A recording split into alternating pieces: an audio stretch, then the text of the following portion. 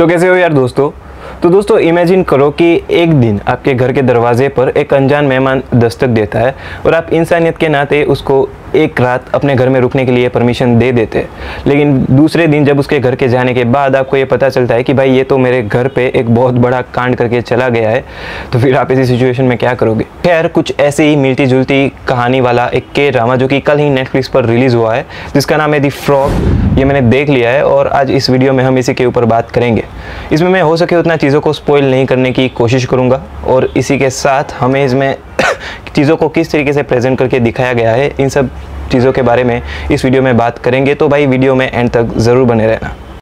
तो the frog इस के ड्रामा की अगर मैं दोस्तों बात करूँ तो एक जोंग योंग नाम का बंदा है जिसका फॉरेस्ट में एक बहुत ही अच्छा घर है और ये इस घर को अब लोगों को रेंट पर देता है जो कि पहाड़ों में अपनी फैमिली के साथ यहाँ पर छुट्टी मनाने के लिए आते हैं।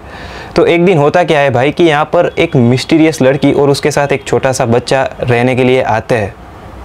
तो भाई शुरुआत में तो चीज़ें काफ़ी ज़्यादा नॉर्मल लगती है, लेकिन जब ये लड़की उस घर से चली जाती है तो इस घर के ओनर को यानी कि जोंग योंग नाम के बंदे को अपने घर में कुछ ऐसी ऐसी चीज़ें मिलती है जैसे कि खून से लगे हुए टॉवल्स।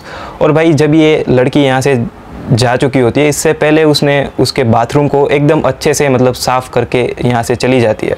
तो अब ये यहाँ पर आई थी तो एक छोटे से बच्चे के साथ, लेकिन जाती है अकेली। तो इस जोंग योंग नाम के बंदे को पता चल जाता है कि भाई ये लड़की मेरे मोटल में एक छोटे बच्चे का मर्डर करके जा चुकी है। अब कायदे से तो भाई इसको पुलिस के पास जाना चाहिए क्योंकि इसके पास अब सबूत भी है, लेकिन ये ऐसा नहीं करता है क्योंकि अपनी मोटेल की बदनामी के चलते, क्योंकि अगर सबको पता चल गया कि भाई यहाँ पर खून हुआ है तो कोई इसके मोटेल पर आएगा नहीं।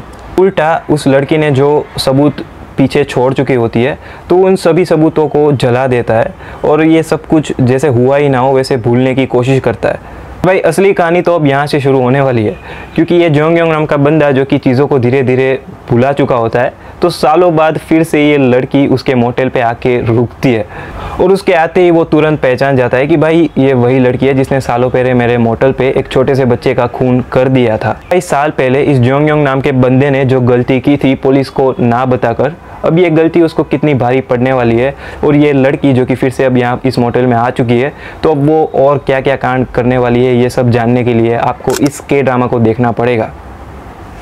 अभी जो मैंने आपको कहानी सुनाई ये ड्रामा में प्रेजेंट में चल रही कहानी है। इस ड्रामा में एक दूसरी कहानी भी दिखाई जाती है जो कि 20 साल पहले के इंसिडेंट को दिखाती है।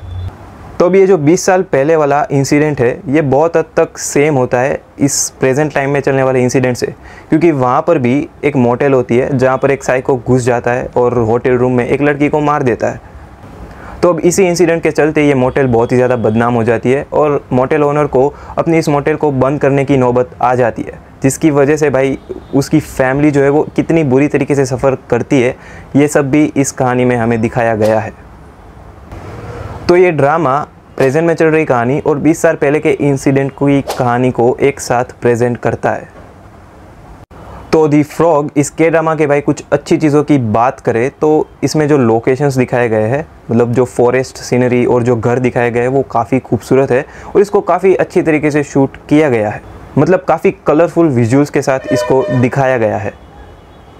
इसी के साथ कुछ छोटी छोटी डिटेल्स जो कि डायरेक्शन में ऐड की गई है वो भी बहुत ही ज़्यादा अच्छी लगती है। इस ड्रामा के हर एपिसोड्स के शुरुआत में हमें एक डायलॉग सुनने को मिलता है, जंगल में जब एक पेड़ गिरता है वाला, और ये डायलॉग काफ़ी ज़्यादा इंटरेस्टिंग है क्योंकि भाई ये डायलॉग जो है वो भी पूरे ड्रामा की कहानी की डेप्थ को काफ़ी अच्छे से समझाने की कोशिश करता है। इसकी जो लीड एक्ट्रेस है गो मिन सी, भाई इस बंदी ने क्या काम किया है, मतलब इसके एक्टिंग की वजह से ही इस पूरे ड्रामा में जो है वो एक जान बनी रहती है और आप एंड तक इस ड्रामा को सिर्फ और सिर्फ इसकी पागलपंती की वजह से देखते रहते हैं। इसी के साथ जिन्होंने मोटेल ओनर का जो कैरेक्टर निभाया है उनका काम भी बहुत ही बढ़िया है और ओवरऑल इस ड्रामा में सभी का काम जो है वो काफ़ी ज़्यादा बढ़िया है।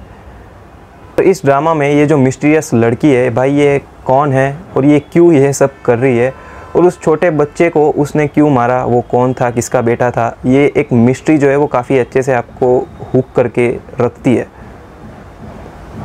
अगर मैं इसके ड्रॉबैक्स की बात करूँ तो भाई इसके 3-4 एपिसोड्स पहले जो है वो थोड़े बहुत कुछ लोगों को स्लो लग सकते हैं, हालांकि भाई मुझे तो ऐसा कुछ खास स्लो नहीं लगा, लेकिन जो भी नई ऑडियंस है शायद इस तरीके का कंटेंट देख रही है तो उनको ये स्टोरी जो है वो थोड़ी बहुत स्लो लग सकती है। वो भी इसीलिए क्योंकि इसमें 2 कहानियाँ दिखाई गई है। तो इन दोनों के कहानी में जो कैरेक्टर्स है उनकी बैकग्राउंड स्टोरी क्या है और किस तरीके से उन लोगों ने ये जो मोटल है वो शुरू किया है और ये कितना इम्पोर्टेंट है, यही सब चीज़ें दिखाने में ये ड्रामा जो है वो थोड़ा बहुत टाइम लेता है। बाकी अगर इसमें 1-2 एपिसोड्स कम भी होते तो भी चलता था। ड्रामा में कुछ मोमेंट्स जो है वो काफ़ी टेंशन वाले दिखाए जाते हैं, जहाँ पर बैकग्राउंड में एकदम थ्रिल म्यूज़िक बज रहा है, तो ऐसा लगता है कि भाई अब तो कुछ ज़रूर होने वाला है। और जैसे ही वो होने वाला होता है, एक दूसरा शॉट आपके सामने आ जाता है और वो पूरा मज़ा जो है वो किरकिरा कर देता है। तो शायद यहाँ पर थोड़े बहुत लोग जो है वो डिसअपॉइंट हो सकते हैं। तो यही थी भाई लोग दी फ्रॉग के ड्रामा की ऊपर थोड़ी बहुत चर्चा।